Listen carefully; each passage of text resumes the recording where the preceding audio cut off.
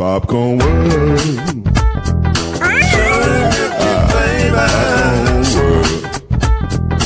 Popcorn World.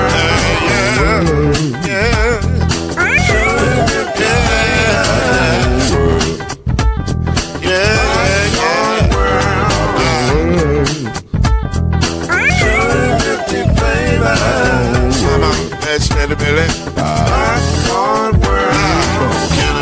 Now, yes, I can. So you can get this groove in the back of a can. But you make it round the world and the holes in your hand. Popcorn World. 250 flavors gonna make you smile. 250 flavors gonna make you smile. 250 flavors gonna make you smile. I said popcorn make you smile. Ah. Popcorn World. Popcorn World. Popcorn World.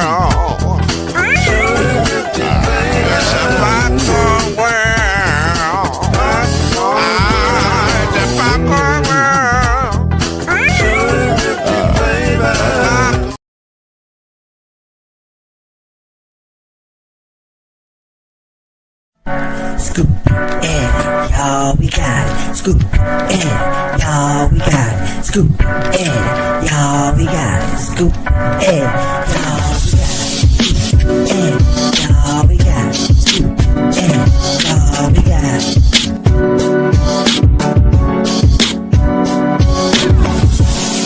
That's how we go.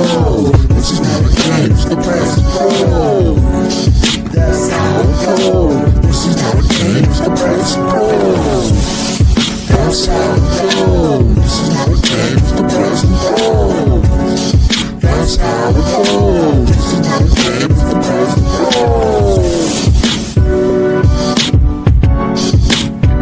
And now, get ready for Ginger Caskins and Lloyd Spence, the press and the pros.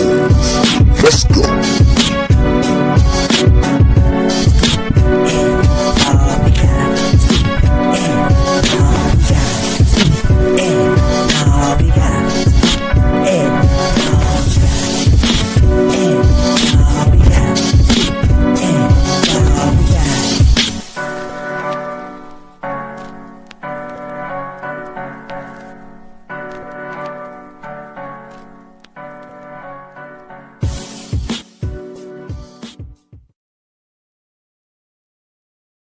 I struggle to decide which one of those I like the best. That's a really nice intro. The answer is yes.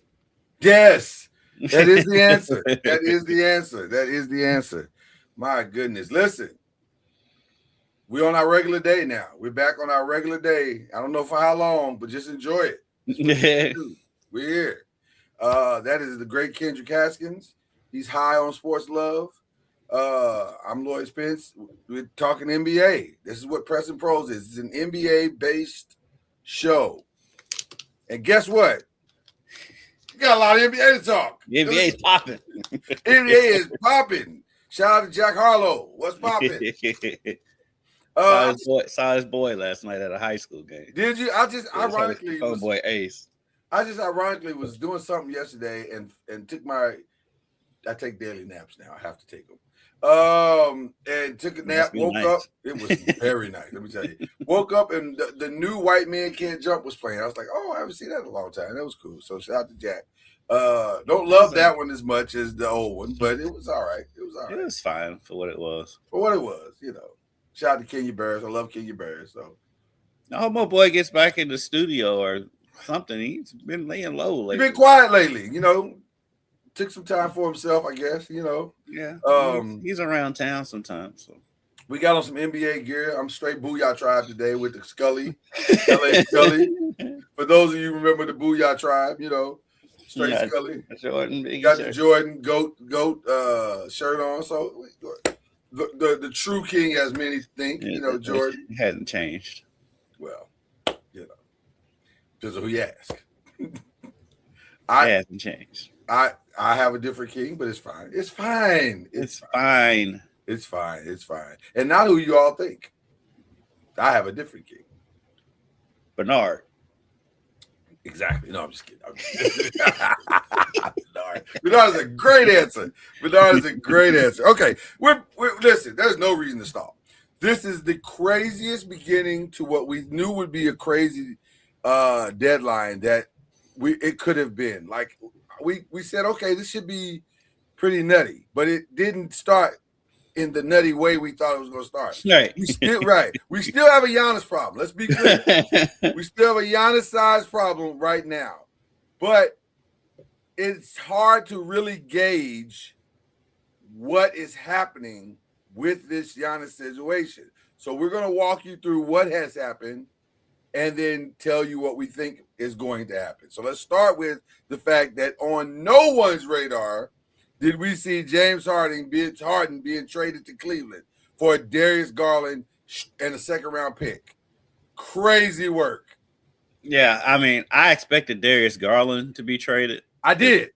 Because that dude stays hurt. I've seen him in street clothes more than I've seen him in a uniform. 100%. So I knew he was going to get traded. That James Harden part just came out of nowhere. Yes. It just seriously came out of nowhere. That all of a sudden James Harden was disgruntled in LA. Though I will say, on this particular show, we have been saying free James Harden because I felt like he needed it. Which is ironic because we were saying it before they went on the winning streak, and then they went on like a 7-game winning streak, and like, oh, maybe James Harden doesn't need to be free. I think they've won the most games since Christmas. They have. Not named the University of Louisville. They have. And so women, right? Not men. But we were like, okay, maybe they figured it out. But James was like, no, we ain't figured nothing out. I want out. Now he's saying, I didn't do that. I did not do that. But the four previous times that he's been traded tend to lead us to believe that he probably asked for out, right? Yeah, but the thing is like, given both parties in the situation, I can see anything. I can see him asking out. I can see the Clippers doing something dumb because Clippers gonna Clipper all the time, every time. But I also think what we're also seeing is two things. There's massive salary dumps that have gone on and will go on. Because people are really, that second apron is kicking everybody's ass. Let's just call it what it is. It's that people are like, yo, man, I'm not going to pay this tax bill again. Like, this is crazy. So they're getting out from under that.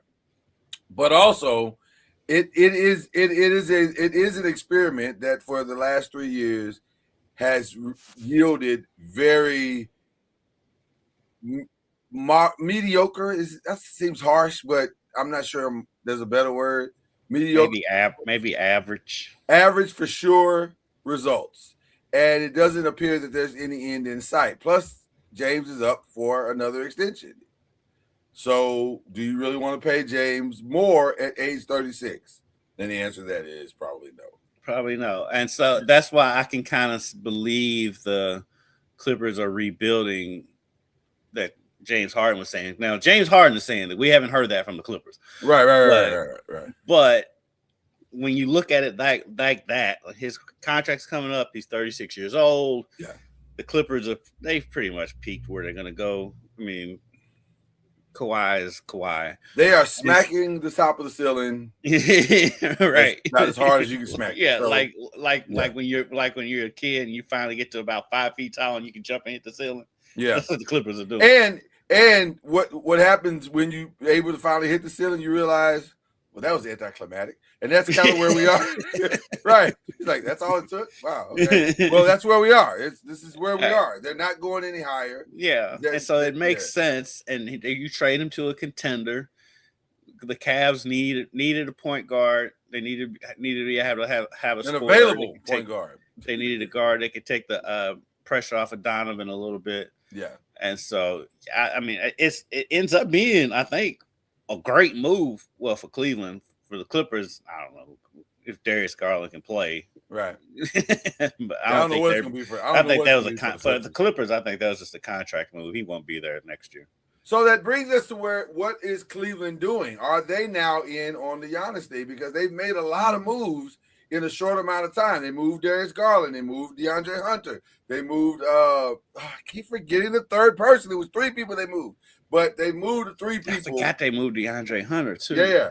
So are they trying to clear space to make a last ditch effort to either get they're trying to move Lonzo Ball. So are they trying to make space to make a last ditch Giannis move, or is this a move to try to maybe get somebody else? There's a lot of names being thrown out right now behind the scenes of a lot of different players that could potentially be on the move. So but let's stay with the Giannis thing for just a minute.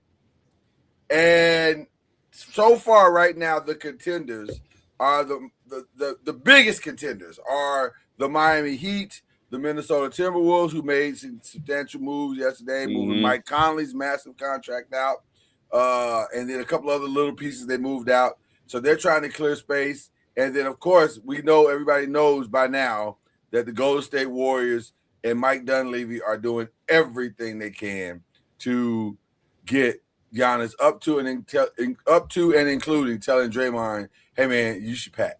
Like, yeah, you need to go ahead and get some boxes. Right. I ain't say you're going to Milwaukee. I'm just saying you won't be here. Like, he's probably going to. I was hearing this morning. He's probably going to end up at your team. Well, that's okay. So, and I get that. To be honest with you, I get that on both sides because I don't think he's going to stay in Milwaukee. I think the Milwaukee side of it is merely a salary dump of which he will be bought out. And so he doesn't necessarily need to get a U-Haul, but he does need to pack so he can go meet with Milwaukee, tell them I don't want to be here. And then, he can do that over Zoom. He can. I mean, he can. Sometimes it's better to do it in person, but I don't know. It's up to his agent. Rich Paul will handle all of those things. So, but again, that's if they get Giannis. Right. So let's talk about the packages first, and then let's talk about the viability. Miami's offering players and picks. They basically offered Tyler Hero, a couple of other guys just to make the salaries work, and 3 first-round picks. Minnesota is trying to do more player than pick, and so they got a lot of like Minnesota's 4 or 5 players. Yeah, the players. I have not heard specific names, but I gotta believe Gobert's in there, possibly even Randall, or one of the other. Maybe both. I don't know, but they're going to dump players. And I think they have a couple of picks, but not as many. Golden State has by far given the most attractive offer. They have said you can have Draymond, you can have Przemski, you can have Jonathan Kuminga, and you can have all of our first-round picks from 2026 to 2032. So, or this trade is what I like to call Mike Dunleavy, I'm trying to save my job. Because I'm going to be honest with you, I fully believe Mike Dunleavy will be fired this weekend if he doesn't pull this off. I think he gets through the season, but I think that while all that's been like, you're totally gutting the team at that point. Right. So that leaves you with what? If you're Milwaukee West last year when it was Lillard instead of Steph. And by the way, if you're Giannis, you have to be able to look at the team you're going to and say, I want to stay here. He could pull a Kawhi and be like, I'm not staying here for this. Like, I'll do it for the rest of the season, but I'm not staying for this at all. So it brings up, and then, of course, there's the outside chancers in the Knicks, Rockets, and Spurs. But for all intents and purposes, unless something magnanimous happens today, it doesn't appear that either of these 3 teams are going to be able to obtain his services. Now, it feels like it's down to those 3, Golden State, Minnesota, and Miami. If something is going to happen. It happened this season. I still have a feeling that this is going to drag into the offseason. Well, interesting that you would say that. Because it makes more sense on Milwaukee's end. Yes. It's very interesting that you would say that because late last night, Mark Stein, the great, legendary Mark Stein, he's calling right now. Hello, Mark. Mark Stein put out a post last night, and I was trying to find it. I apologize for not being able to find it, but it appears that he's saying So I'm gonna try to summarize this as succinctly as I can because this is a very long post, but essentially he was saying if this drags out to okay, so I have a couple of things. So if this drags out to the end of the season, then it looks like the Lakers, because they will have so much cap space, is the most likely destination. Now, ironically, when asked about this last night, not specifically the Lakers, but specifically where he would like to go, Giannis said, and I quote, I'd like to stay here, which was a weird statement to make. I was like, what? Why would you say that? But when you see that statement combined with what Mark Stein said, maybe that's what the angle is. Maybe he's saying, I know where the money is. Mm-hmm. It's in LA. And so I just got to ride this out and not play the season.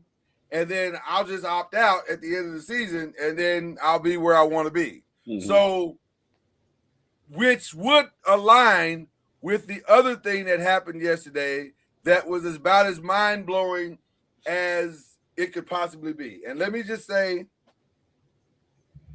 as a Laker fan, it took everything I could not to blow my top yesterday. Because when Jaren Jackson was traded for virtually nothing,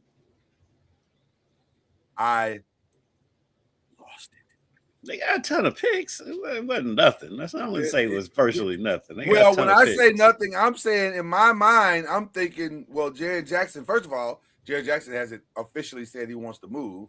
And so I didn't even know that was an option. Well, he said he wanted to move if Ja was moving. He said he wanted to move if Ja was moving. But I didn't hear him say nothing was saying Ja was moving yet. And so I thought the sequential order was going to be first Ja, then Jared. And then we would get in on the bid for Jared. Because I've always said, I'm on the record saying, my preference of trades would be for Jared, not Giannis. Because I think Jared is a better fit for what, Well, and we got the 3 first rounds. We got 3 first rounds that we can give them. Now, granted, they're not going to be as good as Utah's first round. Because Utah's probably, those are probably going to be lottery picks, all of them. But still, we got them. So to see that Jaren went for 3 picks and, contracts that none of the contracts are over $10 million, regardless of how many years they were. None of them were over $10 million, except for Jaren. I was blown away. I was really shocked. And I'm thinking, okay, Rob, are you not plugged in? Like, did you not know that? Or did they do that in the shadows like most great deals are done? I ain't gonna lie to you, I was hot. I was a little hot, and also was thinking, Rob, listen, I hope you don't think your job is secure either. Like, you got to do something, maybe not at the trade deadline, but between the trade deadline and the offseason, bruh, this is under new ownership. You ain't working for Genie no more. You're working for Mark Walters. And apparently Mark Walters likes to win. So I was a little shocked. I'm going to be honest with you. I mean, I just look at these people. That's your squad. I look at these people dancing behind Stephen A. Smith. I told you I'm with Ja Morant. I'm not a diehard Grizzlies fan. No disrespect to the Grizzlies, but I was shocked that they moved Jaren Jackson before Ja Morant. Yeah, and then it came down to the picks. I mean, and I know you was like, why? I was like, it's the picks. It's definitely the picks. It's definitely the picks. They're going to pick higher in the draft if they trade with Utah than they are if they trade with the Lakers. The Lakers are going to be a playoff team. The Jazz are not. Right. So you're going to get close to the lottery, especially when you look at this upcoming draft. That's what it was. that's what it came down to. And like they just had more to offer as far as what the Grizzlies wanted than the Lakers did. It's no disrespect to the Lakers organization. It's just like the picks just made sense for the what the Grizzlies are doing, because like we said a couple weeks ago, it was like the Grizzlies are about to go the Thunder route because their smaller markets attracting free agents is not going to be their thing. They have to build through the draft. So now they've got all the draft picks in the world, from that Desmond Bain to Jaren Jackson and whatever they get for Ja Morant. It makes all the sense in the world. Well, what makes this trade amazing, it now brings their first round pick totals to 7. So 7 first round picks over the next 2 to 3 years is pretty substantial. to say the least. So they are you are go ahead. And part of it, and so they got 2027 picks that they can trade to get in into this year's draft if they wanted to. 100%. Because this year's draft is going to be this year's draft. You can throw a rock and hit a great player. It's not going to be hard to find a great player anywhere in this draft. But then low key, the Jazz has got a pretty good roster, good front court with Markkanen, Kessler, Jaren Jackson, and Keontae George. They can make a playoff run though. So let's talk about that too, because I definitely understand what the Jazz did. The Jazz did exactly what you're supposed to do when you're a small market team. You go find your centerpiece and then build around that centerpiece. Jaren Jackson is the perfect anchor for that team because now their front court is formidable. I would argue that their front court is probably as good as Oklahoma City's front court. Jaren Jackson, Lauren Markkanen, and Walker Kessler, that's not bad. That's a pretty solid front court. So now if Ace Bailey can take the steps necessary to become what we think he can become, and then they can steal one of the great players coming out this year. I would say for me in that team, I'd probably lean toward Patterson more than anybody because they need a really. They'd have to get the 1 or 2 pick together. Well, they have to get the 1 or 2 pick because I do think Patterson is either going 1 or 2. I feel like he's going, but with what they have as picks, that's not out of the real possibility. Mm-hmm. Like they may be able to move up and get what they want, depending on how the lottery falls. So I wouldn't be surprised given how the Jazz rolls. They trying to get Dabasa. Maybe. Who would be your preference? Who would be your preference? With what they have, I agree with you. But with Patterson, because they need a guard. They need a guard. They need somebody that can. Dabasa's more of a swing, and they already have that in their rookie this year. Right. And so, but I don't know how PR-wise, if it came down to one or the other, how they do that in Utah. Yeah. When Dabasa is from Utah. That's how BYU got that kid, because he's from Utah. Okay. So if you're Utah, do you do something even crazier than that and move the rookie and go get your guard that way? Or do you just go get a game manager, your version of Derek Fisher? Or you could draft them and play them together. I mean, it's no different than what Jason Tatum and Jaylen Brown are doing in Boston, and you have a more formidable front court. It's not the craziest idea. You got a lot of options if you're Utah. You have the option of maybe playing Dabasa a little bit on the 1. Yeah, I wouldn't. But there's also a crazy thought that you could move on from Walker or move on from Laurie, which I don't necessarily. Markkanen's contract is up. Right, Markkanen is up. So you don't necessarily want to let him slip out of the building. If he doesn't want to be there, I think it depends on what he wants. I would think because he's been so good for them, even though they've been bad. Yeah, but they haven't had pieces around him, and so listen, great trade for Utah. I think they did an outstanding. Oh yeah, that's a great trade. And Memphis did an outstanding job. That's not a bad haul for Jaren Jackson. As far as the picks are concerned, I don't know. I didn't recognize any of the players they got back. Like I don't know who these guys are. So Well, but they got Wishbacott back for the third time. He's going to be a Grizzly. Niang. No, yeah, George Niang. That dude just bounces around the league. But Kyle Anderson's. Yeah, he's been on the Grizzlies like 5 times. Yeah, and Walter Clayton Jr. from Florida, national championship team last year. Yeah, and then the only name I didn't recognize is Taylor Hendricks. So then the Jazz also got Jock Landale, who I don't know who that is, and they got John Conchar and Vince Williams, who are 2 good shooters. And so they got. I think that ends up being an even trade for the most part, for as even as you can get when you're giving up a Jaren Jackson. 100%. So now, which by the way, without question, signals the end of Ja Morant's future in Memphis. There's no, because now with 7 draft picks, you don't even have to fleece anybody for Ja Morant anymore. You could just get. No, they could take on. They can. I would imagine they're going to try to take on a bad contract. Yeah, I think. Yeah. I've kind of got my list to where I think Ja might end up. I said when we was off air, I was saying Miami now, but now Houston's starting to make sense. Well, all signs point to Miami trying to get Giannis and Ja, which there is a path for that. Mm-hmm.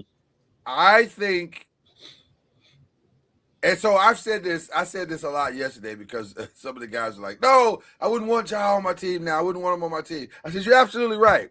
But also, you can get him for cheap. Yes, you you make that deal. I mean, come on now. Listen, you make we're that not deal. talking about a kid who is not talented. Like and who I think is starting to realize my options are limited. Mm-hmm. Right? Because maybe I don't know. He's well. You would like to think that. I would hope. Well, right. We're not talking about. We like to think that his options are limited because they are limited. We like the X factor is: does he realize that his options are limited? Is he going to grow up? His father realize that their options are limited. Miami is also the perfect place for him to go because we feel like culturally they can absorb who he currently is and match that who they want him to be. Mm-hmm. Because they know they'll tell him day one. Pat will tell him day one, hey man, if you don't pull it together, you know this is your last stop. He'll tell him straight to his face. Mm-hmm. So and he's right. He's 100% right. So now I don't know how attractive that is. Yeah. Now I don't. Well, it's not only do they have vets, they have old guys. Udonis Haslam is still there. They're still around, and you know Udonis is going to pull him into a room and say, "Listen, I will break you and your father if you don't." Him and Alonzo Mourning is still around too. I don't care. And they got grown man strength. Yeah. Grown man, old man strength. Grown man, old man strength. Yeah. Yeah. And they'll put it on him. So now I don't know how attractive that would be to Giannis, though. I think if you got the best version of Ja, Giannis, and Bam Adebayo is a formula for success. And Norman Powell. Norman Powell. Right. I have not heard that Norman is in any trade stuff. You know, so that's not a bad squad. That's a squad that could do something. Like I don't know if they can beat the Knicks or I don't know, but they'll be interesting. They'll be more than interested. I think they would creep up into the top 5 for sure. For sure. Yeah. So there's an interesting dynamic here. But then going back to your original point about Ja, if you're not having to be fleeced, then it makes sense for other teams to say, hey, well, maybe, maybe. Where are the maybes? Where in your mind, where are the maybes? I think Houston, because they desperately need a point guard. They desperately need a point guard, yeah. And I kind of think that I think that makes the most sense if Miami doesn't get Giannis. If Miami gets Giannis, they need to go ahead and just bring Ja too. If they don't get Giannis, Miami probably. I guess you could pair him and Hero together back there in the backcourt, but Houston could use him. Yeah. I know you talking about Yeah, and I know you were saying Dallas needs to get out from under Kyrie, maybe bring in Ja. See, I heard that yesterday too, and I was thinking I don't want to do that to Cooper Flag. Like that's the kid seems to be moving in the right direction. Why saddle him with Your Lakers foolishness? make sense. I said Get rid that. of Austin Reeves. I said that if and it solves our Austin Reeves problem and clears even more space out for the Giannis thing if that is to take place. If it looks like Giannis is staying put, then I don't know. That's interesting to me. But The only thing about the Lakers with Ja, I don't know if they have the infrastructure for Ja to be mature. that and LA Right. has taken many a man down. So I don't know if we have the infrastructure and he has the discipline to live in LA. Like another wild one too. Yeah. Another wild one. Oh, go wild. The Celtics. They have it. They got everything. They just got rid of Simons. They got everything. I mean, they got the act right. Yeah. You gonna go into the finals with Peyton Pritchard? No, you don't. No, I wouldn't. and Jaylen Brown would choke out Ja Morant. With Jaylen Brown is not playing. You're not great. And forget Jaylen Brown. Joe Mazzulla would choke out. Boy. Did you see how he tossed Sam Cassell last week? I was like, yo, y'all gotta. Well, Sam Cassell would get Ja straight too. Right, but I was just like, Joe's sneaky strong if he's tossing Sam Cassell, who is not a small man. Look, man, people got to remember, Joe Mazzulla shut down John Wall in the NCAA tournament with one arm because his arm was messed up. He did. I think he's into martial arts or something like that. Yeah, he's in all kind of weird stuff. Yeah, he's a very unique dude. But he's a very odd cat. He is. But I like him though because he's funny. He's kind of funny. But yes, we're convinced Ja has played his last game in Memphis for sure. The question is, where will they finalize the dump at? And that's really the question of the day for a lot of teams. A lot of teams are trying to get out from under salary. And I think today is going to be a fever pitch of activity because so here's the first prediction that I have. This may be the wildest of all. With everything that has happened in Giannis's world the last 3 months, I think he's not going anywhere. Yeah, I've been saying the same thing. It makes more sense on Milwaukee's end to wait till the end of the season. Well, both of them. Like it doesn't make sense for him because he's not in a situation like Kawhi was with Toronto, where there's the perfect fit for a team that he can go compete at and they go make a significant championship run. Every team that is bidding right now is still not necessarily championship material with what they would have left after they traded for him. Mm-hmm. So, and as great as 6 first-round picks would be, now, by the way, if you're Mike Dunleavy, he's got to go figure this out. Like he's got to get this done. I don't know. I really believe of all the GMs that are out there trying to make some things happen, no GM is under more pressure than Mike Dunleavy because the one move that he made in his tenure there has ultimately resulted in nothing. Like it's Jimmy Butler is not going to play for this year and the majority of next year. So you're wasting Steph's time. And it appears that you don't know what you're doing. That's what it really looks like from a distance. So we're in a weird place, and I think it's either Golden State or nobody. That's kind of where I feel like. What are your thoughts?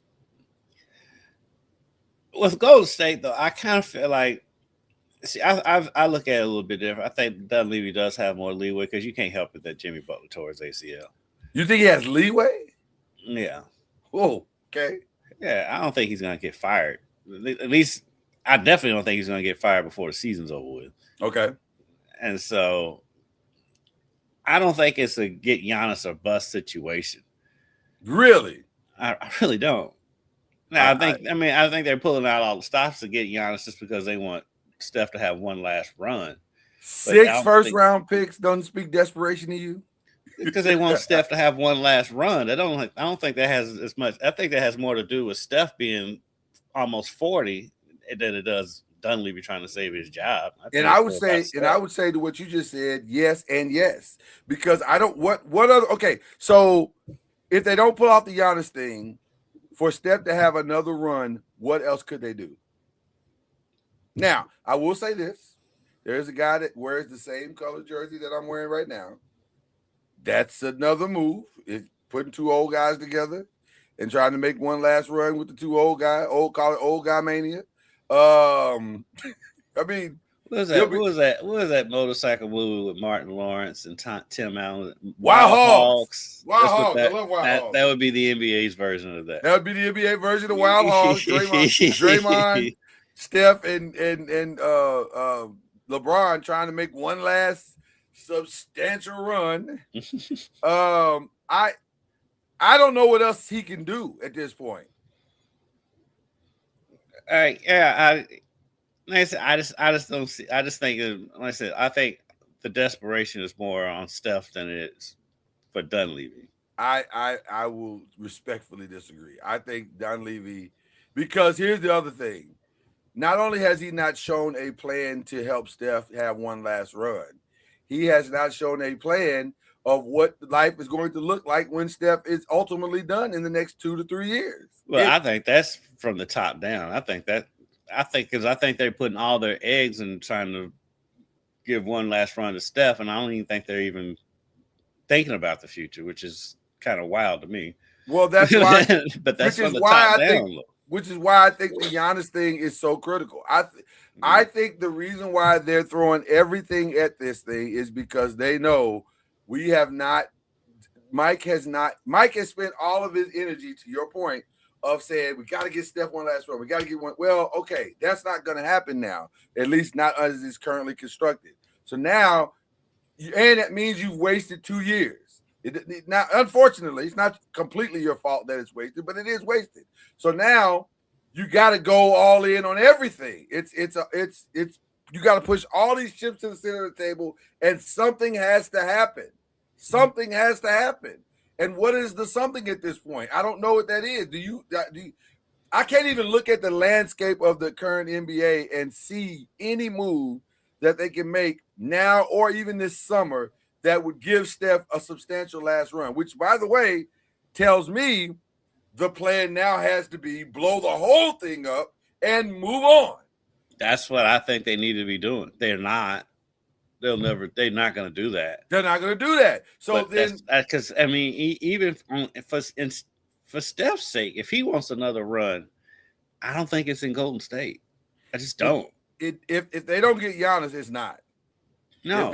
If they don't get Giannis, it's not. And that brings up, to me, Thursday at 3:01, if they don't have Giannis in camp, that makes for a really interesting offseason for Golden State, because what do you do? Do you keep paying 2 guys $75 million, or do you decide, hey, man, this is over. This is boys to men now. We've come to the end of the road. Like, so that could be a salary dump there. As much as we love what's happening in the Celtics camp with Jalen, and that was an interesting move that they'd made with bringing in Nikola Vucevic, which is another move, by the way, that kind of had me high as fish grease. Because I'm like, man, no, people aren't paying a lot for these moves. Like, this is crazy. Because I saw some people saying, looking at that as a salary dump. I'm like, Vucevic ain't no salary dump. No, that's not a salary dump. That is them saying. That is them planning for the now and planning for a future, whatever that future may be. And that dude screams Boston Celtic too. Oh, 100%. But what makes it interesting to me is that it gives them an interesting flexibility as it relates to Jaylen Brown. I'm on record, and I'll continue to say this. As great as Jaylen is right now, he is potentially an MVP candidate this season. And still, I say, there's no world where these new owners in Boston are going to continue to pay 2 guys $300 million. I just don't see it, especially not two guys who have essentially the same skill set. That doesn't make any sense. You say that, but I mean, they're number 2 in the East now. Yeah. Where they gonna not make a run for the finals next year? I mean, they can still make a run for it this year. Question to you. And Tatum could come back this year. Question to you. Could they make that same run with a $300 flexibility and not having Jalen for the long haul? And I'm not even talking about just for the day. I'm talking about the whole picture. I think, because see, the first thing that these owners did, the new owners did when they bought Boston, is they said, hey, let's get rid of some of these salaries. Drew Holiday, you got to go. Al Horford, you got to go. Porzingis, you got to go. And they're still well over the apron. I'm telling you, it's the apron that's causing these problems. Yeah. So it makes me wonder, do you keep Jalen? Because Jalen has proven beyond a shadow of a doubt that he can carry a team.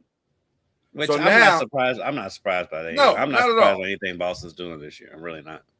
No, not at all. And I would not be surprised if they made changes still, because it's just a weird time in America right now, people. Weird things are happening all over the place.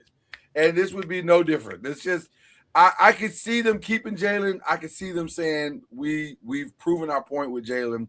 Now somebody make us an offer. And by the way, to your own statement, which I think you have been spot on about this the entire time, small market teams have to make big, massive moves. And there will be no bigger and better massive move for a small market team to make than to go after Jaylen Brown and dump some of those picks that some of these teams have, like a Utah, like a Memphis, like a Oklahoma. Even Oklahoma City, as crazy that might sound, they might want to look at this and say, we could just pair Shea with Jalen and Chet, and now we got our big three, and we can run the rest of this for the next 10 years. Like, because the Oklahoma City picks aren't going to be great at all for the next 10 years. I just don't see Jalen being moved at the trade deadline. Not at the trade deadline. I don't think it's a trade deadline deal, but it is something that is, I think, going to be in conversation for the next 4 or 5 months. They're going to talk about it, at least talk about it. So, yeah. Any other salary dumps that you see? We've talked extensively on the show about New Orleans, and I don't know what they're doing. I heard Zion conversations around Chicago, but that doesn't necessarily make sense to me. And other than it gets New Orleans out from under all I've of what that has been. Some weird suspicion. I have some weird suspicion. Somehow John and Zion are going to end up on the same team. I don't know how. I don't know where. Yeah. It could be Brooklyn, because Brooklyn is such an afterthought to everything. But I just have a weird feeling about it. If not at the trade deadline in the offseason, somehow, some way, those two are going to end up on the same team. Reunited, and it feels so good. Yeah. The Michael Porter in Brooklyn is constantly being discussed. And Brooklyn. Now, I'm surprised he hasn't been traded for yet. Well, I know Golden State wanted him. Well, I do he's think still in Brooklyn. I do think he is a victim. There are certain trades that are being held up because of the Giannis factor, and I think he is one of those trades because they are a viable third team, right? Mm-hmm. So he's out there, and you could go snatch them and say, "Hey, man, we can send you picks," and also Brooklyn's willing to do this. So that, I think that might be one of the reasons why he's not traded yet. Mm-hmm. He's interesting to me. Sacramento seems to still want to do something with somebody, and they're very much open. They don't seem to want Sabonis at all or Malik Monk at all. It seems like they've been trying to get rid of Malik Monk for 2 years, and they haven't. Right. It's just weird. I don't know where he would either of them would land. I don't know what point. I have zero idea what the Kings are doing, and neither do they.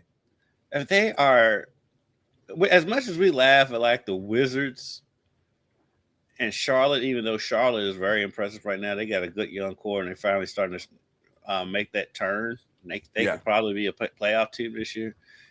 What Sacramento has done to totally just blow up what good fortune they had for them for and wasn't even a season and a half. It wasn't even a full 2 years where they were relevant. They would light the beam. They had Fox, they had Monk, they had Sabonis, they had a good core, and they had a team that pushed the Warriors. Yeah, and they fought 7 games before the Warriors went and won the title.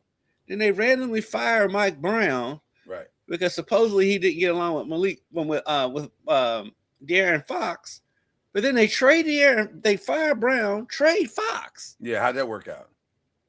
They're weird. They've always been a weird organization.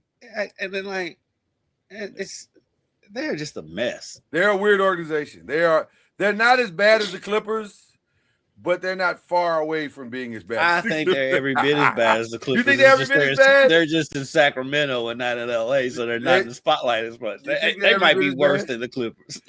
Worse is a lie. I don't know about worse, but where they were. They had the setup that you want. You had a good young core, all under 30 years old. They had the town going crazy. They had the coach that was leading them, light the beam.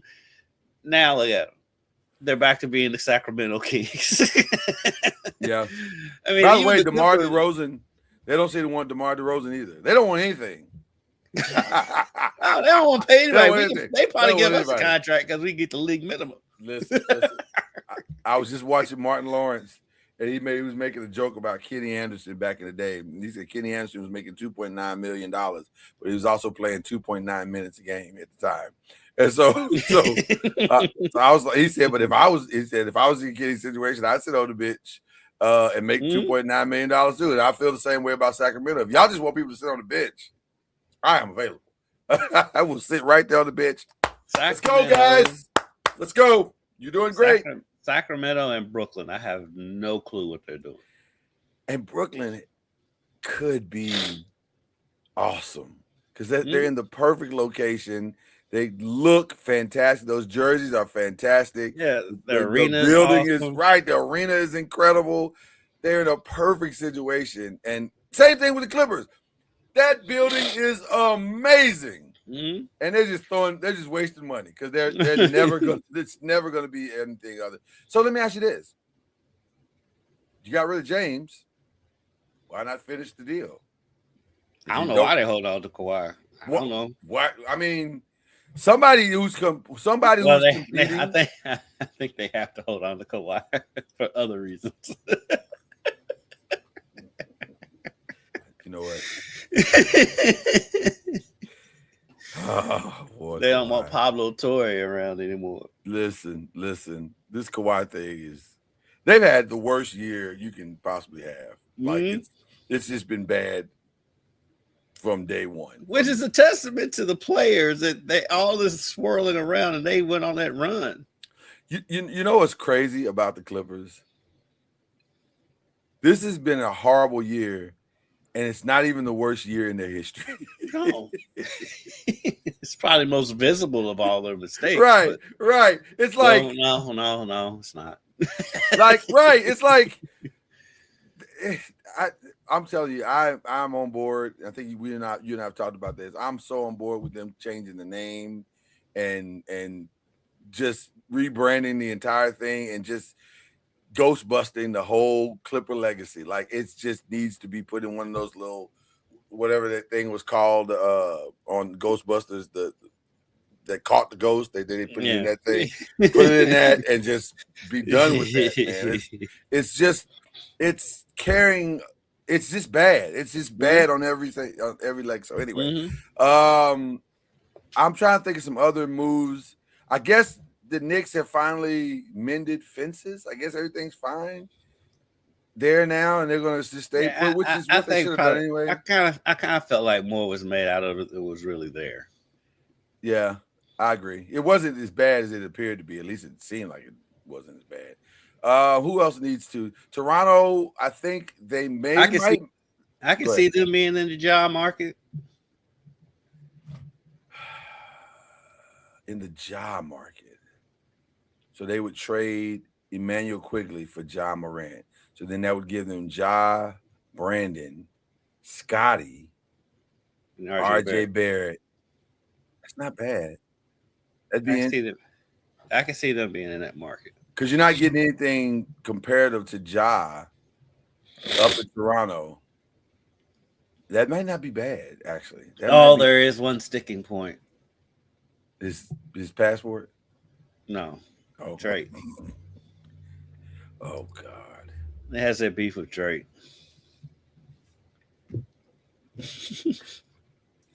I have so many thoughts to what you just said.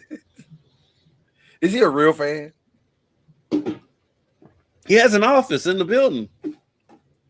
That could be rectified. Like you could just what is he doing? He's not doing anything. He's got an office in the building. They need to move on from that. Have they not learned from recent history that having Drake on your side can yield no good results whatsoever? But like your second best player is RJ Barrett, who's from Canada. So I'm sure he's a big Drake fan. Oh God. Okay. Well, Raptors keep being mediocre. Then you got your title, so I guess you got it's whatever.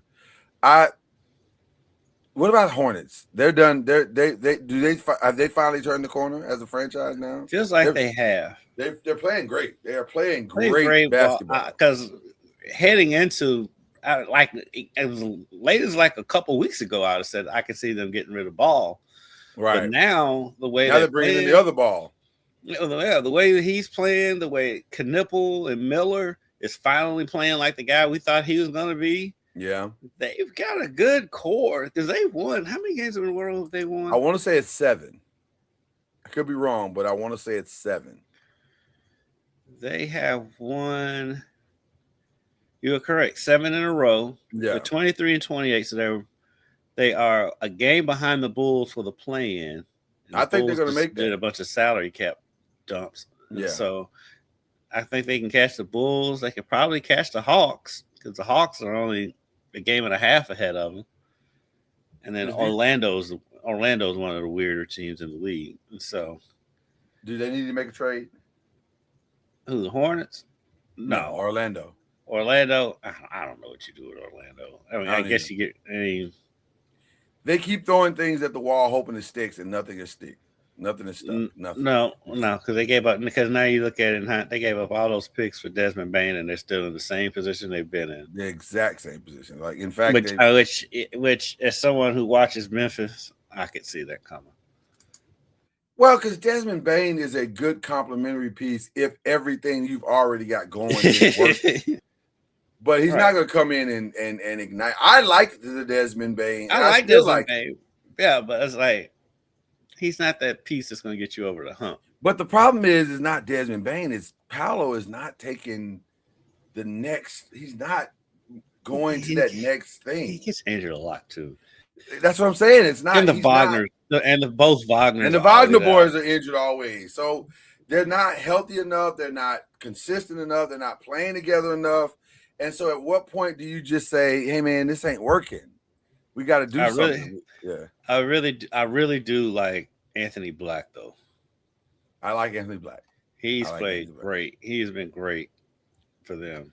Is that a piece that you use to bait some other things and try to get something that's got to be done? You don't get a 6-7 point guard every day. That's true. God, dog, that's true. That is so. I did not realize Franz Wagner was making $38 million.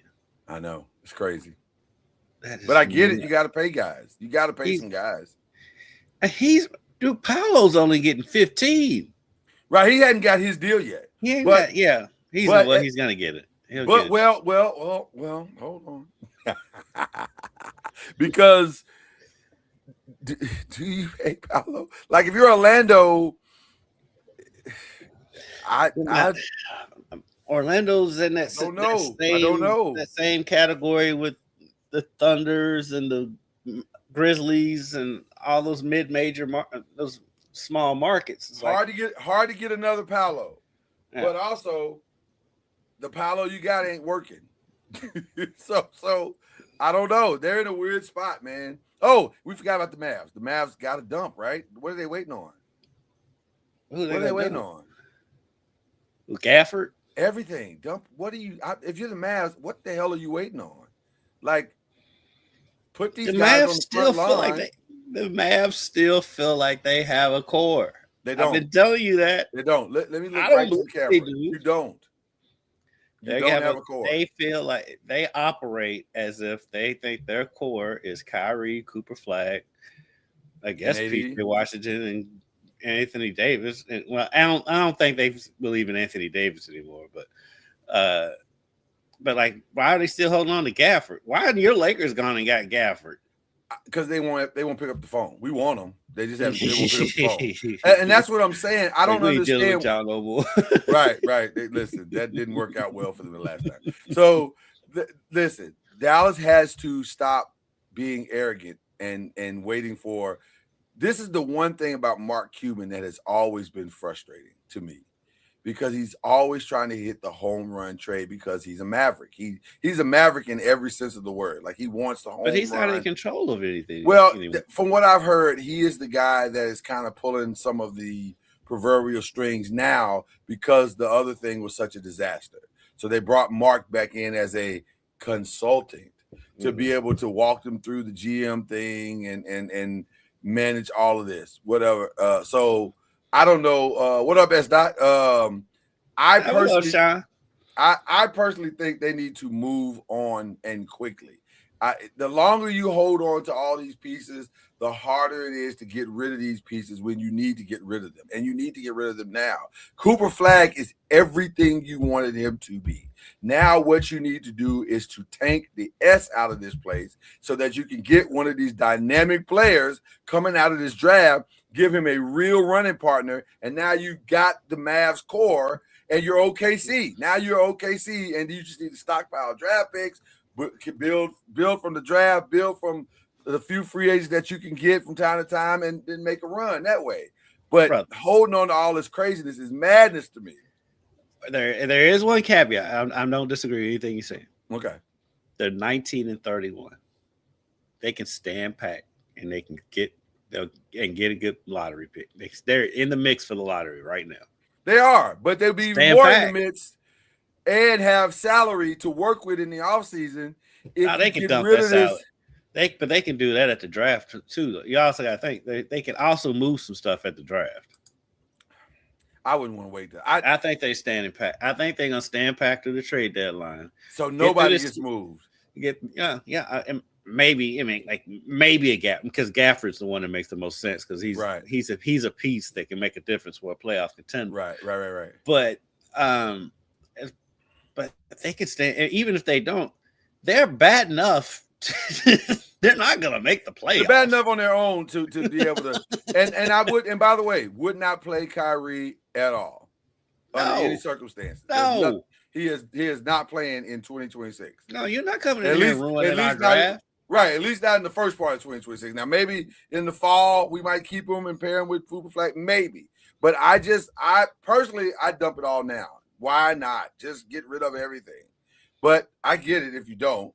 Because you're already in position to land in the lottery anyway. So I say just stand pat. Okay, so right now they're saying the Athletic is saying that the Lakers are in hot pursuit of defensive help. That's they are so in love with no, it's actually Kuminga. DJJ. Who is DJJ? I have no idea who the initials DJJ are. Do you? No. Let me see who. Derrick Jones Jr. From the Clippers. Oh, okay. Isaac Okoro. So they're okay. So that tells me that the Lakers feel very confident that Giannis is not going to be traded. And they want to hold on to all these expiring contracts so that they'll have the freedom to go after him in the summer. I think that's what's going to happen. And I think they may be right. They may be right. Yeah, I've got a feeling that. Yeah, I'm more and more getting more and more. Because I think if it gets to the summer, Giannis is going to be a Laker. Yeah, I agree. Which is crazy to believe. Crazy to believe. And that's going to drive the NBA, the rest of the league. It's going to drive the rest of the league crazy. Oh, man. Listen, the level of investigations that will be called upon by so many owners. I can hear Dan Gilbert already on the phone having a conniption fit. Like it's gonna get it's gonna be crazy. But that appears to be where we are. Okay, I think we've covered about as much as we can. It's just stay tuned, everybody, because I think we're gonna see. I think we're gonna see if they get Giannis, and LeBron ain't gonna be there. Cleveland. I gotta believe it's Cleveland. I gotta believe he's going. Think they hold on to Harden, or they just or you think it's just because he's only got a year left? That's why you think they re-sign him, or they go ahead and let him go to bring in LeBron. I could see a path where they keep them all.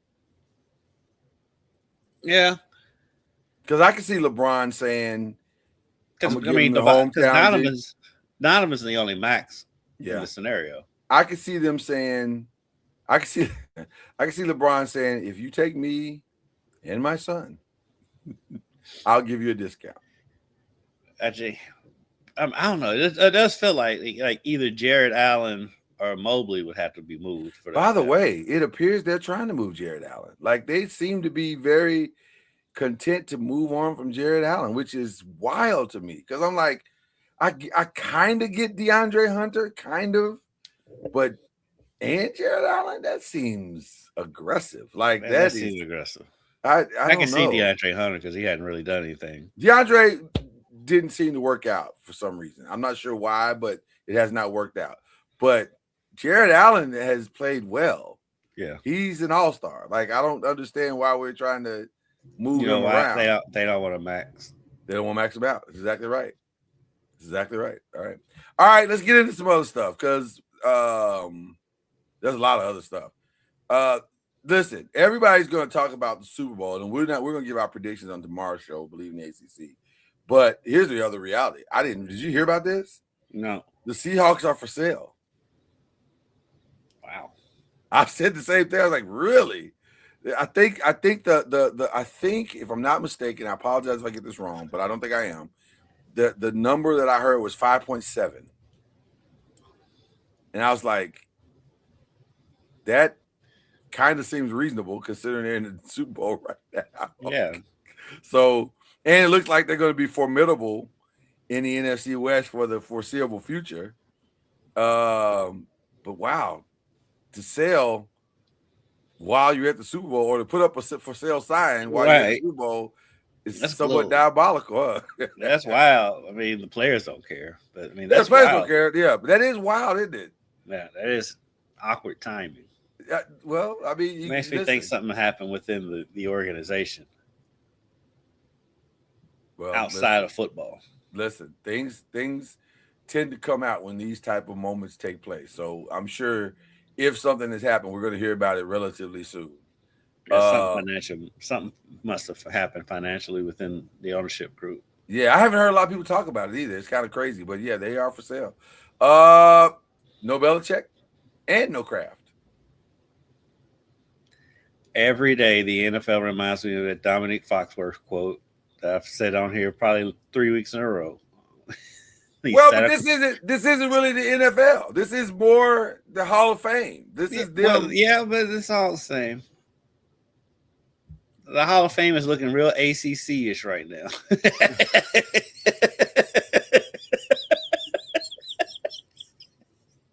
The national runner-up cannot play in our ACC championship. That is a great line. I just don't love the retroactive justice. I don't love it. It just seems petty. Right. And it's out of your purview. Like, that's not what you're supposed to be doing. Your job is not to police what should have happened to a team 20 years ago. Right. Like we shout out to Byron Loves You on the 5, who ironically was in the middle of all of that. He was in the middle of the Deflate Gate because it directly affected the team he worked for. It was the Indianapolis Colts at the time. He said we had the proof that they cheated. Like, that's true. But also, the NFL did nothing. So why are we talking about it? Like, yeah, they did cheat. They did cheat, and it's obvious they cheated. But also, the NFL did not decide that this was worthy of punishment. So what are we talking about? Like, why did the Hall of Fame take it upon themselves, or the voters take it upon themselves to say, now we're punishing you? That seems stupid. Same thing with the baseball. Like, why are we That's punishing what they guys? say. They taking a cue from the baseball Hall of Fame.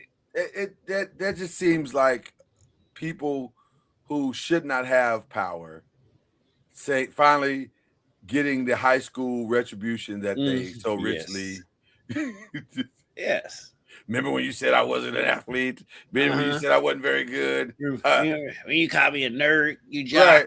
Right. Now I'm in control. That's that type. It is that type of energy. It's very petty. It feels very petty. So petty. And stupid, because how do you keep out Bill Belichick and Robert Kraft? That seems so now you're gonna keep out Tom Brady? Because you gotta keep the same energy. If you're gonna do it, you gotta go all the way. It's just because Tom Brady's up. What is it, next year or is it year after next? Maybe the year after that. He's been going because it's 5 years. So this is year 2 on the broadcast. So I think he's been out 3 years. He's been out 3 years. He set out the broadcast 1 year. He sat out a year before it started. And then he started. So it's probably about 2 or 3 years. So he's got maybe a year 3. Maybe they'll get over it by then. I don't know, but it's just stupid. I think they're gonna be shamed so much. So these first 2 is like there's no way they're gonna do it. That's my hope too. That's my hope that the backlash of this will be so magnanimous that they'll be like, we can't do this again. This is just dumb. Because it is dumb. It's very dumb. It's incredibly stupid. 10 jobs. Not one black coach. Houseway. I mean, it's the NFL. Make it make sense, way. It's the NFL. Yeah, look, man. I watch the NFL because I love the sport. Yeah. I don't love the NFL. I love the sport. That is a great way to say that. Like, organizationally, they kind of suck a lot. Yeah. Sometimes. Like they do a lot of sucky things. Yes. And this is one of them.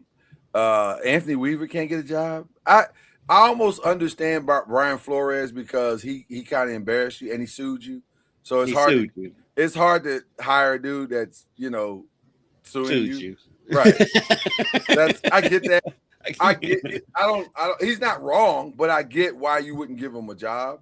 But Anthony Weaver can't get a job. Raheem can't get another job. Because by the way, the Atlanta thing wasn't all his fault. Now they won 4 or 5 straight games at the end of the season. Right. Now the GM made a horrible mistake. I see why you fired the GM. Now everything he did was wrong. Right. But Raheem worked with what he had and he made it work reasonably good. So I don't know. That's weird to me. But Eric Bieniemy should have a job, but I hear there's interview issues. But coaching is undeniable. It had to be interview issues with him because how did that dude never get a job? Never even got a whiff. Never even got a whiff. Yeah. Speaking of Eric Bieniemy, now going back to Kansas City, it made room for the Giants to get their OC. Matt Nagy is headed to New York. Yes, he is. It was another stat revealed to me this morning while watching Get Up. Oh God. Every time. You're such a troll. You are such a troll. Reporting facts, brother. It's a trolling. Every time. What is it? What is this fact? He has been the OC at the Chiefs. Right. Has been the worst stint on offense. Yeah. Yeah, I know. But that's not all his fault, though. That's not all his fault. Because they have not put the right people on that team since Eric Bieniemy left. Like, everybody on the team has said ever since Bieniemy left that was the reason why the offense has fallen off. However, because he held everybody accountable, and that's a lot of reason why people say he didn't get a coaching job because he's mean. But he was mean. I heard that in Washington as well, and I heard that he doesn't interview well either. All right. Well, Yeah. So, but I'm I'm gonna go not. out on a limb and say that a lot of these coaches don't interview well, but I digress. I agree. I don't want to lay all of this at the feet of Matt Nagy because that's too easy. Because the other side of this is they kept drafting the same receiver over and over and over again, trying to find the next Tyreek Hill, which was stupid. Yeah, they did do that. Yeah, so I don't, and they didn't replace the running backs that they had. They never really replaced them. So I'm not going to lay all of that at his feet. But I do have concerns. But I did not want Cliff Kingsbury. I as much as everybody's like, well, Cliff is. I get it, but I don't. Yeah, he did well with Jaden. Maybe, but he also had. I mean, he also had Baker and Patrick Mahomes in college. I think I'd have gone him. I think I'd have gone Kingsbury over. I'm happy with what we got. I'm happy with you. it. I am. I didn't want Cliff. There's something about him to me. I believe you didn't want Cliff. I don't believe you're happy with Nagy.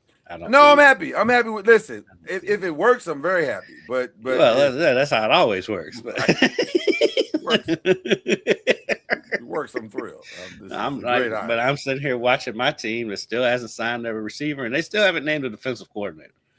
No, they did. Didn't they name? Didn't they? Oh yeah. The black guy. Yeah, they hired first. And by the way, he is blacking the place up.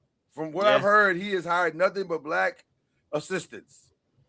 So listen, the sources close to me say that they're going to repaint the defensive room in Kente and light and burn sage daily. Like this is the blackest the defensive room has ever been in Dallas. He ain't saying much, but they mess around with Pickens, and it's just like, what do you think is going to happen with that? Is he going to have a job in Dallas? They're going to franchise tag him.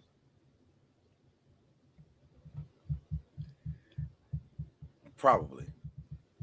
The good thing is, which they were saying on Graciano was saying yesterday on Get Up, is that the price tag, the franchise tag is $29 million. So he's not that far below what the top receivers are getting anyway. Yeah. It's just not a long-term contract. So. Right. I would imagine they're going to work something out. It's probably that more so than anything else. Jerry really the bed on that Micah Parsons thing, and then to have to come back and to the same guy is, that's the only reason why I don't think he'll screw it up. He may wait forever because he does like to do that, but Jerry loves offense. And so he usually takes care of the offensive guys. Yeah. And so, but it's going to drag out because Jerry loves to drag it out. Oh, you won't get a deal until August, sometime near training camp. That's when they'll even start. That'll be the first phone call, sometime near training camp. And then Jerry. I mean, Jerry is gone. He did Dak the night before the first game, so he is in no rush. Out to at least August and maybe even into September. He is in no rush whatsoever. And if history is any indication of where this is headed, it will drag out through training camp. He'll show up in training camp only to pull a hamstring because he hasn't been in training camp.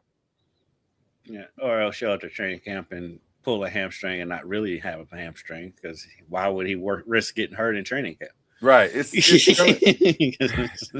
so ridiculous. Like this rinse and repeat. Yes. It's so stupid. It's so asinine. Did you see our boy? He got a bunch of Grammys. Got 4 of them. Back-to-back records really of the year. And it's really 5. Yes. No. I love when the performer he gets beat by the Clips, but the main song on this Clips is featuring him. Right. Well, the song they won for was "Chains and Whips," which is the guest appearance by him.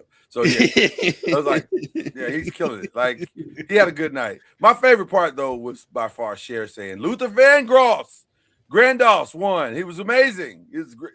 Like what? That whole speech that she gave was fantastic because she was clearly high. She was literally high as a kite, and she was talking about how long she'd been in the industry, and I was like, "Ma'am, if you don't get," and then left the stage, and Trevor Noah was like, could you come back and like actually announce the winner? Like, if you don't mind, you don't mind if you could just do that part, because that's actually what we brought you out here for. So it was crazy, but yeah, shout out to Cher. She was amazing. But yeah, K-Dot killed it. I feel like at this point, this is where I want to take this conversation with the Grammy. I don't think I've ever seen a record label fall faster from the forefront of our minds and at the top of success than Young Money. Like, it went from we are basically number one all the way across the board to we barely even know you still exist. Mm-hmm. Like, that's crazy. Well, they've had a rough couple of years. I mean, Wayne basically fell off. His album was awful. Drake got beat up badly, and now Nicki Minaj is a trumper, which is crazy to me. By the way, I don't know if you saw Billy Porter. They asked Billy Porter on the, you see, the red carpet. He was not happy. And I don't want to get off into politics as I can't, but no politics. But he was very upset, and justifiably so, because a large portion of her base are Billy Porter types. If you understand what I'm saying. So to pull a reverse, it feels like a bad game of Uno. Like, what are we doing right now? So I guess you do what you gotta do for your family. I don't know. We'll move on. You see the trailers? I saw some of the Michael trailer like a little while ago. So where are they going with the Avengers? Is this? I don't know where it's going, but the trailers the rollout has been fantastic. I finally heard they're moving towards the Secret Wars, which is what I thought they were going to the whole time. But they went off on to this other stuff, and I'm like, why are we not doing the Secret Wars? Why? Well, I don't know if it's called Doomsday or Secret Wars. I don't know which one it's called, but the bottom line I think it is Doomsday. But I think the story is finally angling. It's trying to get right. They're trying to get to the Secret Wars. Yes. So, but what's interesting is the rollout. If you've been keeping up with it, it's been real interesting because they're so apparently Captain America has a kid now, and they're gonna feature him in it. And Thor has a kid with and it looks like he's got a mixed kid. So I'm assuming Valkyrie and Thor have done some things. So so that's happening, and then it's like the X-Men, so they've said all these people are going to be in the next Avengers. So it's very interesting, the rollout, and it's very emotional. If you watch the trailers, like, oh, there's a connect. So we'll see. Now, they've done all this, and it may be a crappy movie. I don't know, because this multiverse thing has not worked at all.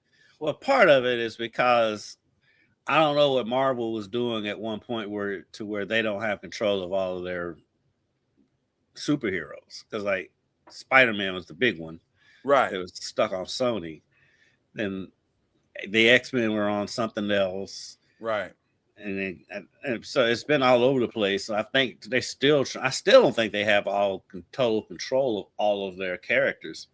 And so I think that's all of them are going to be in the new Avengers according to what's being rolled out. So we're going to see. It's going to be interesting to see. Well, they were all in the last Avengers, not X-Men. Oh yeah, you're right. Yeah, not X-Men. Everybody else is the only one. Everybody else was right. Yeah. But X-Men and Fantastic Four are scheduled to be in the new Avengers, which is interesting because you're like, really? Now that's different. So I don't like the going with the kid angle though. I don't know what's going to happen. The rollout has been interesting, but I don't know what the plot is. Mm-hmm. So they keep saying we're fighting for our lives. There could be casualties. They're saying all the things that you want to hear them say, but there's still no real plot. I've been letting everything that's come out from Marvel's really since the last Avengers, even the last Avengers was way too long. Yeah. I don't know. it kind of feels like they don't know what direction they're trying to go. I think they launched off in this multiverse thing flying blind, and that's why it's because like when they started doing all the TV shows and wanted to link the TV shows, it got just it got to be too much. I think it's why all the TV shows went away, because it got just to be too much. That, and I don't want to make that type of commitment. That's not why I fell in love with Marvel. I didn't fall in love to watch series. I want to watch movies in the theater, have a good time, and go home. I don't want to be here every week. I don't want to be doing homework. Right. This feels like homework. Graduated in 98. Right. This feels a lot like homework. I don't know if I like this. So it's a little weird. By the way, tonight, Muppet Show. They're trying it one more time. Hey, man. Some of my greatest memories is sitting on the couch with my mama watching the Muppets when they came on Saturday nights. It's time to light the music. It's time to light the lights. I'm watching. I got the girls. They're coming in. We're watching tonight. I got to see it. I'll be at work, but I'm all in for it. I think it might even be on Disney Plus right now, so you might be able to see the first episode. Is it Disney Plus on Netflix? I thought it was going on Netflix. No, it's on Disney Plus. Oh, it's on Disney Plus. Yeah, it's on Disney Plus. Yeah. What's coming to Netflix? Something is coming to Netflix. I know Star Search. It is. Star Search. I saw the first episode. I didn't. I wasn't into that anyway. And I love Anthony Anderson. But it was not. I'm over the talent shows. Yeah, I didn't like it. Very surprising news. Sherry Shepherd and Kelly Clarkson, for different reasons, but they're both being canceled. Well, Kelly is doing it because she said she wants to go home and be with her family. And I can kind of believe that because she's got young kids. Yeah, she's got young kids and their dad passed. So I get it. So I get that. And she's had a 7-year run, which is not a bad run. So she's going away. And then Sherry Shepherd, they didn't really give us a real good reason other than to say that. But you got to remember, Sherry Shepherd took over the Wendy Williams show. So in totality, that show has been on a long time. That's probably ratings. It's got to be, right? It's got to be. So, that's probably ratings. But I was surprised to hear that they're both going, which leaves now Jennifer Hudson. But I've heard rumors that Jennifer might be going. So all this stuff is just stuff that's on when I walk into work. Well, right. Well, but I think the reality of what we're seeing is that there's so many talkable things on now that there's really no market for a talk show anymore. It's a combination, and a little bit of inside baseball. It's a combination of that, and it's a combination of these big media companies buying up all these TV stations. Very true. And putting news on that they don't have spots. Because I was literally just having this conversation at work last night because the company that owns us, they got shows that they mandate that we air. We don't have any place to put them. Wow. Because we're on, our news is on almost all day. It pretty much is on all day long from like whenever we come on for sunrise, we are pretty much on until we take a break at 6:30 for nightly. And then we come back on from 7 to 8. Then it's NBC. And then I'll also add this. The other part of this is that appointment TV is no longer a thing. Right. Like people aren't going to show up for 4 o'clock for Oprah no more. That's over. Mm-hmm. I can watch, Oprah can do it, and I'll just watch it whenever I want to watch it. So that's a much better format than having to invest the millions of dollars that it takes to run an appointment TV talk show. And I think that's one of the reasons why it's also going away. It's just too expensive to produce, and it's for little payoff. Like what are we talking about? The same million people that'll watch it on YouTube. Like if that's the case, then why am I paying all this money? I can do it much cheaper on YouTube. Scale it all the way back down, and still get the exact same viewer result. That's why you seeing these podcasts popping up on Netflix now. It's like The Breakfast Club is on Netflix now. See Joe and Jada's on Netflix now. Yeah. Levitar shows on Peacock. And so, you like seeing, because like those shows is basically what this is. Right. Exactly. Exactly. By the way, we're looking for our deal too. We're working on our deal as we speak. So we want some of this money too. Like it doesn't cost much to produce it. So. Doesn't cost much to produce it. And listen, we're having a good time, and so are you. So there you Okay. I know we're gonna give our predictions tomorrow, but I did want to say, what is your favorite Super Bowl halftime? Oh, it's so hard. It's so hard. It's only 3 to me, maybe 4. Okay. It's the 4. Okay.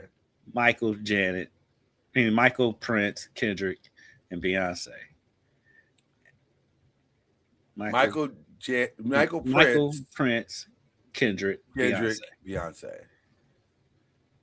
I will agree. Well, and I will say, and the West Coast one with Dre. I was gonna say, I would say Dre, Mike. You know what's funny about the Michael one? That's not my favorite Michael performance. Oh, it's not mine either. I would say Dre, Prince, Kendrick. Mine aren't in any kind of order. Those are just my 4. Right. No order, but Dre, Prince, Kendrick. I really like the Rihanna one too. That was kind of unique. And, because that one had me scared. Right. She's pregnant and she had the sense of danger. It's like she's not gonna fall. It's crazy. Right. And I guess Michael would be in the top 5 if I was gonna put a top 5. Michael would be there. What do you think is gonna happen with this Bad Bunny one? Other than we won't understand a word he's saying. I'm gonna be watching it instead of the other. I will not be watching Kid Rock do it. Okay. I don't want to be political, but yeah. Your answer to the top selling artist in the world. Oh yeah, it's Kid Rock. Is Kid Rock. Yeah.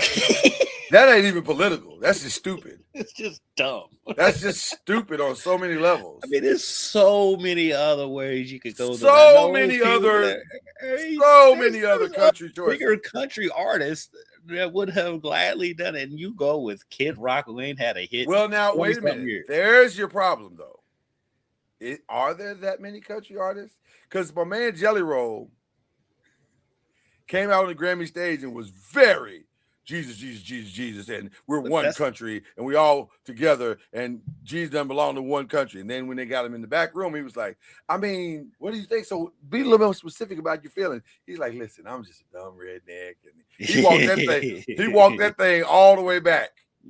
And I think there are more people who don't want to offend either side in country than there are Kid Rocks that will just blatantly say, like, who you going with? Morgan Waller, who is already pledged his allegiance. So you know what I mean? It's not. You got what's old girl that sings the Sunday Night Football? I mean, she's. Yeah, but she can't afford to. She's already performed for him. She performed at the convention. Yeah, but she can't. Yeah, but that's one thing. There are no cameras in that room. We know she did. Oh no, you said the convention. She performed at the convention. Republican National Convention. Yeah. Yeah. There's plenty of, I keep saying there's plenty of other artists. There are much better choices. But actually, the pickings aren't that big. It's a lot of artists that don't associate. Yeah. And they don't want to mess up their career. They don't want to, Yeah, I think it's more of that, kind of like the Republicans buy shoes too, like Jordan once said. I think it's kind of a little bit of that. It is. It's a base. It's a base because a lot of them do side with them.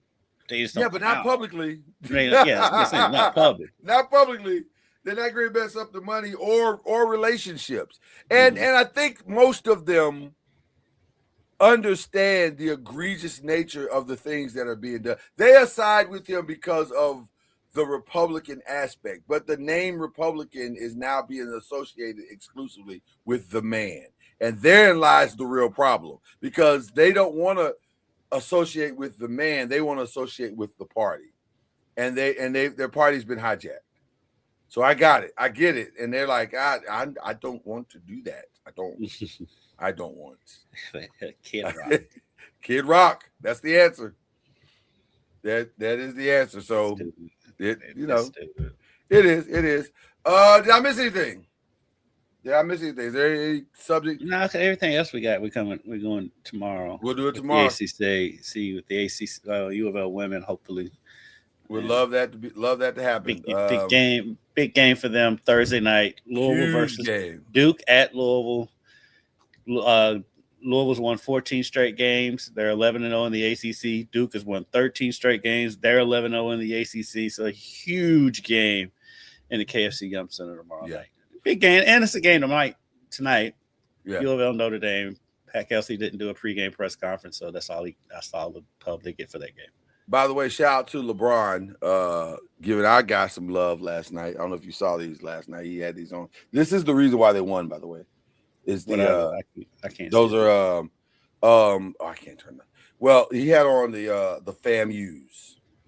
Oh, really? With the Rattlers in the back. I'll send it to you so you can see it. Oh, that's dope. Yeah, they look fantastic, and I was like, see, I now understand why you won, because and then that's what makes me mad about him, because he'll do something like that that's really cool, then he'll do something else stupid to make me mad. Well, listen, he is the greatest juxtaposition ever created in the history of sports. So there you go. All right, what other shout outs do we have from Press Row? Who are we shouting out, bro? Shout out that guy Charlie, which we'll hopefully see tomorrow. Yeah. I don't know. I don't really have a lot of shouts. I really don't either.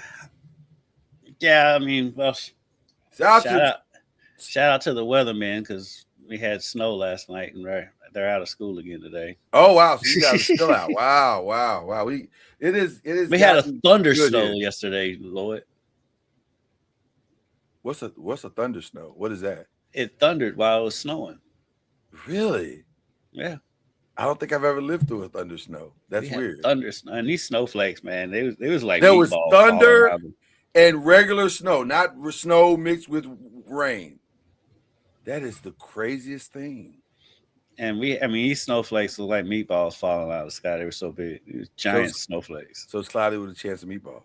Yeah, I like meatballs. So the good thing was it was just pure snow, so it's not right. No ice and all that stuff. Yeah, but all of out of school. So all of our snow is gone. The cold is still here, but the snow is gone. Our snow ain't going nowhere, because we've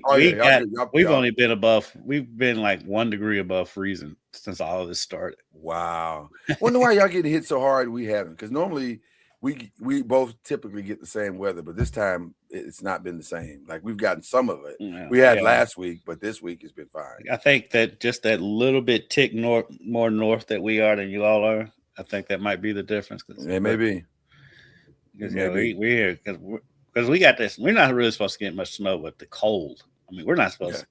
I think we are actually supposed to get up in the 50s next week. But yeah, it's gonna be a little bit cold tonight, but the temperatures seem to be trending back up toward warm weather for the rest of the week. So we're maybe on the other side of all of it. So this is interesting. So yeah, I'm happy about that. So like I said, I don't really have any shout outs today, I guess. I do want to send thoughts and prayers to Savannah Guthrie. That's crazy what's going on in her life right now. Yes. And so we pray for a safe return of her mom home and her to get on the other side of this situation. And then I also gave a shout out yesterday, and I want to give him out today, to Bryce James, who took control of his own future. Said, red shirt. There's no rush. You know, when it's mid-January, now it's February, and you're barely playing. Are you really taking control? Well, he is, because he could have pushed, and I'm trying to get to the league with my daddy. And, his daddy's like, "Oh, I love to play with both my sons." Okay, he's like, "Nah, I'm good." He's got one son. I'll be fine. LeBron ain't retiring anytime soon. Right. It's not out of the realm possibility that they're all three going to play together at some point. So let's right. LeBron seems to be locked in to never leaving the NBA ever. So even though they were eulogizing him last week when they played the Cavs, I'm like, right. They were breaking that man down on the side. You thought he died when they was talking about that man for that game. I'm like, man, get out of here. He ain't. I can see if he'd announced his retirement. He has not ever said anything about retiring. Not even come close. They eulogizing it like this is his last game in Cleveland. Like, they're definitely trying to force him out. They're like, "Hey, man, so retirement? Like retirement though, right? No, it was that stretch that we talked about last week. But retirement though, you're like it's okay, right? But no, they was using LeBron because it's that stretch between the AFC no, I got the championship week and the Super Bowl. Oh, they're playing Cleveland. Let's blow this up. That's what. No, I got what you're saying. I'm saying what they're saying to him is, but retirement though, like every chance they get, they're mentioning it, like on every show, every interview. So this is his last game in Michigan, in Madison Square Garden. His last game in Cleveland. His last game in Brooklyn. Bam. He ain't said nothing about nothing being his last game. Not one mention. No. But they want him out. It appears they want him out. Everybody wants him out. So they're selling it. They're selling it. It's like, oh, this could be the last time. So if ever there was a guy to generate attention.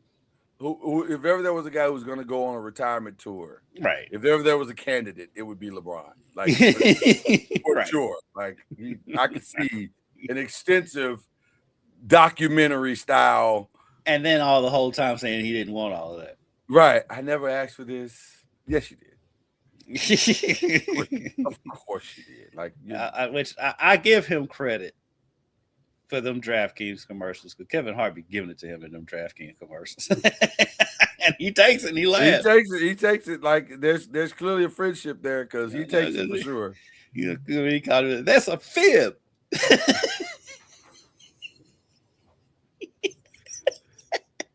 We'll get into commercials tomorrow. I started to get into it today, but we'll get into it tomorrow because there should be some really good ones. By the way, $8 to $10 million is the number this year.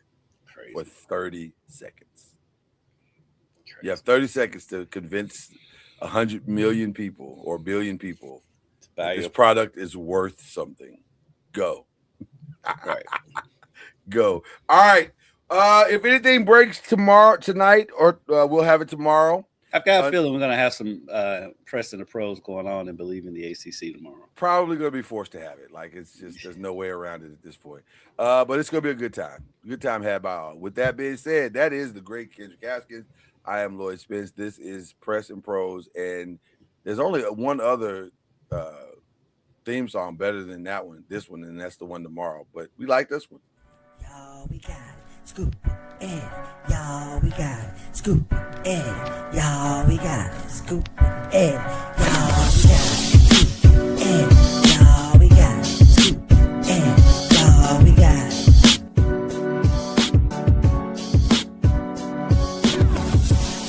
That's